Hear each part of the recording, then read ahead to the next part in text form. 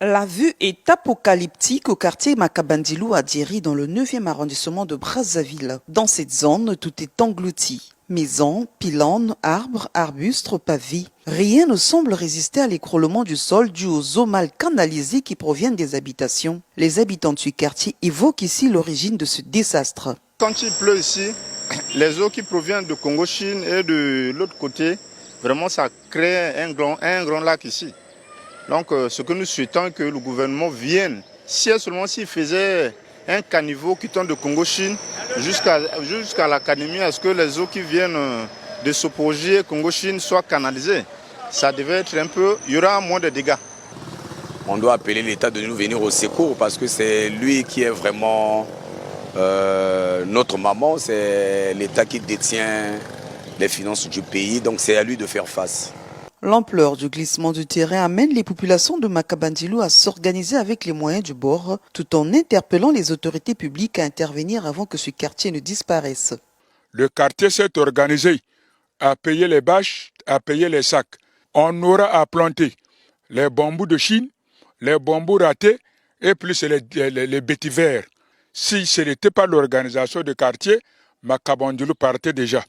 Face à l'avancée fulgurante de l'érosion, les populations n'ont qu'un seul choix, partir au risque d'être englouties par le sable mouvant. Véritable désastre dans certains quartiers de Filou, dans le 7e arrondissement de Brazzaville, où la pluie tombée aux premières heures de la matinée a causé des dégâts énormes. À l'instar du quartier dénommé Maison à étage situé à la base, où quelques demeures ont été emportées par l'érosion qui avance depuis des années à pas de géant. Les habitants de cette zone, qui assistent impuissamment à la destruction du fruit de leur dur labeur, construit au bout de plusieurs années de sacrifices, lancent un cri d'alarme aux autorités afin de leur venir en aide. Eh bien, la réalité est là, madame. Regardez, ce sont des érosions. Les maisons ne font que partir. C'est des maisons qu'on a investies pendant toute une vie.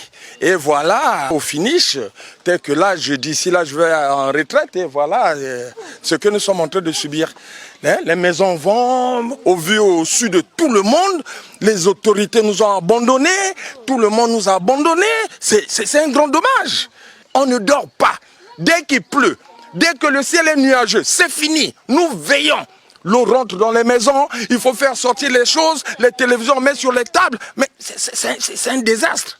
Après la pluie vient du beau temps. Mais vraiment dans notre quartier, après la pluie vient le malheur. C'est vraiment le malheur, un calvaire qu'on est en train de vivre ici.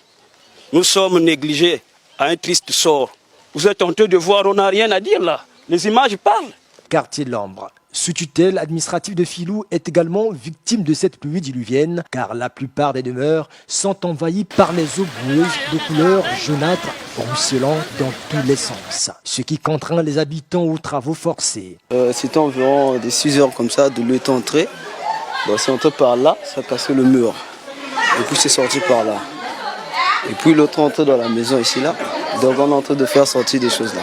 Je ne suis pas parti à l'école à cause de ça. Nous sommes devenus des malheureux si nous sommes abandonnés à nous-mêmes. C'est clair.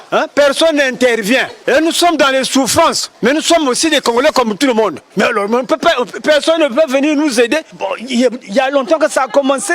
Il n'y a aucune autorité qui intervient. Donc, alors finalement, donc, on est au Congo, on vit dans un autre pays. L'eau a créé beaucoup de dégâts. Et maintenant, nous voyons tous ces dégâts que nous voyons là. Mais vous voyez là, la maman n'arrive pas à fermer la maison parce qu'il y a l'eau qui est rentrée, et la boue et tout le reste. Mais nous demandons seulement l'aide des autorités publiques. Parce que c'est bien beau de venir nous faire des championnats et tout le reste qui se passe ici. Mais quand il y a des problèmes ici, on ne les voit pas. Donc nous, notre problème, nous, c'est ça. Nous, on voudrait que les autorités agissent sur des choses plus importantes. Ces quartiers au triste décor présentent des eaux au sable mouvant et l'ensablement. Ceci est la conséquence de la pression des quartiers situés en altitude. Faute de canalisation, ces eaux se déversent droit dans les habitations comme en témoignent ces images. Nous avons comme impression que nous ici à la base, nous sommes négligés. Parce que ces histoires-là ont commencé depuis l'année 2012.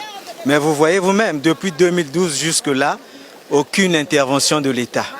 Vous voyez ? Donc nous sommes, moi présentement parlant, je suis parmi tous ceux qui ont perdu les maisons ici. Vous voyez, non? Donc depuis là, on ne nous a pas encore dédommagés. Donc ce que j'aimerais demander à l'État, qu'il puisse dédommager tous ceux qui ont été victimes d'ensablement et d'inondations. Et qu'il ne doit pas seulement s'arrêter là. Il doit aussi chercher à mettre des canalisations pour que ceux qui n'ont pas encore perdu leur maison ne soient pas victimes d'ensablement ou d'inondations comme nous l'avons été. Si vraiment tu n'as pas la pelle chez toi, franchement, tu es foutu. Avec cette eau, vraiment, si tu oses vraiment faire ton malin, tu es mort.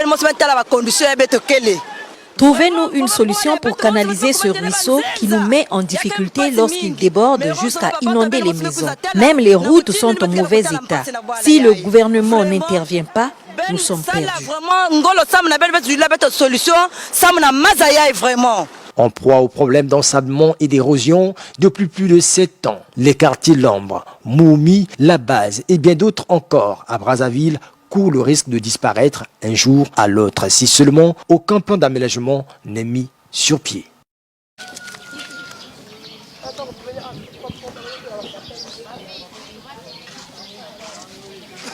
Cette voie abandonnée depuis quelques années était déjà un souci quotidien pour les populations des quartiers Makazu et Kibwende dans le 7e arrondissement Filou. La pluie du 3 au 4 janvier dernier n'a fait qu'aggraver cette situation plus que catastrophique. Mais elle seule ne justifie pas cette érosion. Ce sont les érosions qui datent.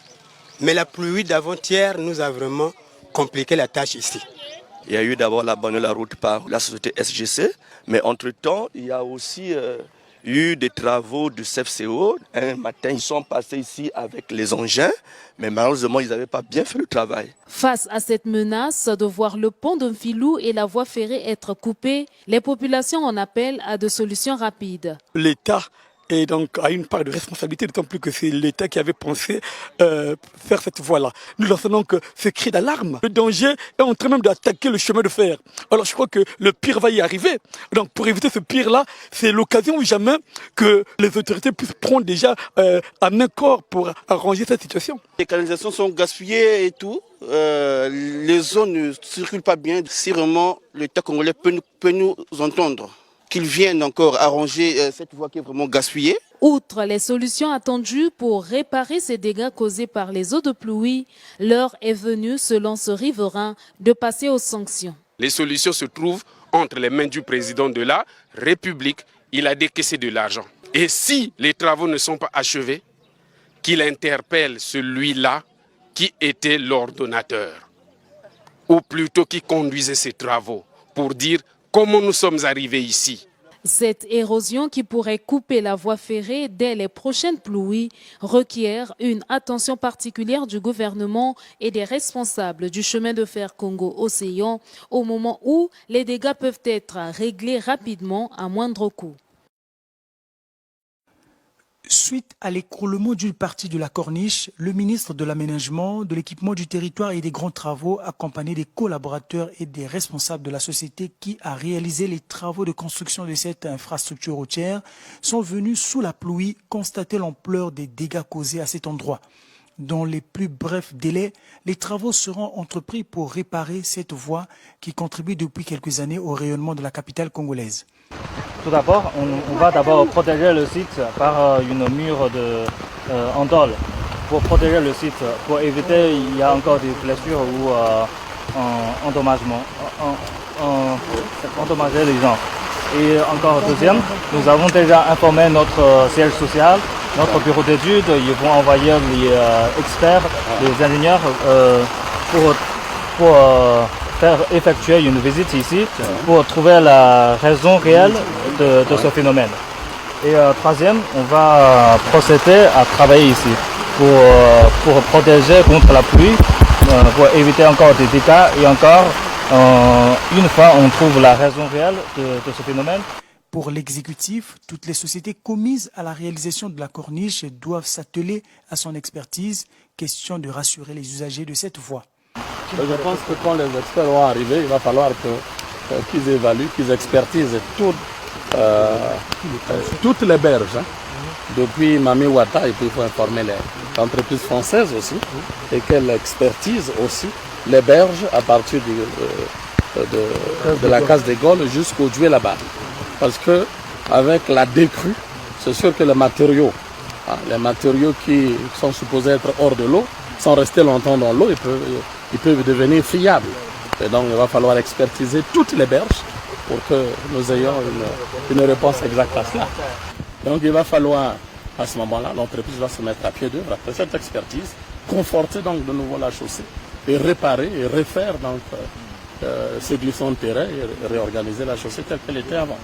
L'affaissement d'une partie de la corniche va priver pendant un moment des milliers de Brazzavillois et autres personnes de ce lieu d'attraction.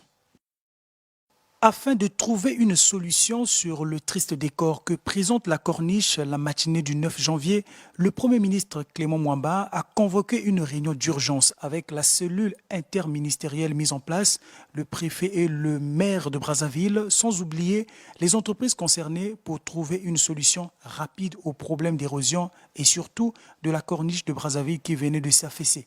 Le ministre de la Communication, porte-parole du gouvernement, donne ici le sens de cette rencontre. La réunion qui vient d'être présidée par le Premier ministre, chef du gouvernement, est une réunion de la task force, c'est-à-dire de la cellule interministérielle qui associe pour le coup les responsables territoriaux de la ville de Brazzaville, c'est-à-dire monsieur le préfet et monsieur le maire.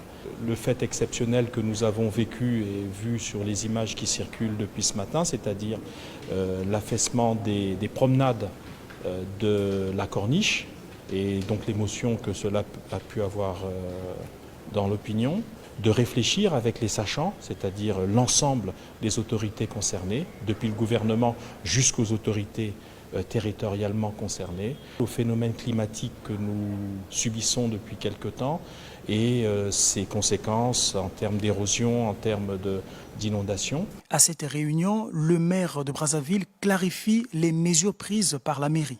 Les dispositions sont en train d'être prises. Les Brazzavillois vont pouvoir être dans un petit moment interdit d'accès à cet ouvrage pour des mesures conservatoires. Autre temps, j'ai pris un arrêté communal interdisant la circulation sur tout l'étendue. La case de Gaulle et Mamiwata, la circulation est totalement interdite. Les sociétés concernées dans la construction de cet ouvrage sont déjà à pied d'œuvre sur les lieux pour pallier ce phénomène qui dérange plus d'une personne habituée à fréquenter la corniche.